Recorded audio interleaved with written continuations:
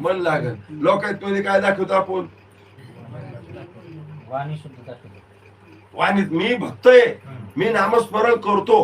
कोणी माळच जपत राहतात, लोकांना दिसतो, लोकांना दिसतं. आणि आत तुमची दुनियाच माणसाचं एक पदी टप्पुर्या मोनाची माळ घालतो गळा, कोणाचं घर घेऊ कोणाचा मला. मोठी माळ घालायची, हातात माळ बी घ्यायची, जपायची बी, राम राम म्हणायचं. पण पलीकडचं फरक लावून दा बांध करून पलीकडे घ्यायचं, मळत घ्यायचं आहे. बरोबर आहे की नाही? मग त्या नामस्मरणानं पुण्य होईल का?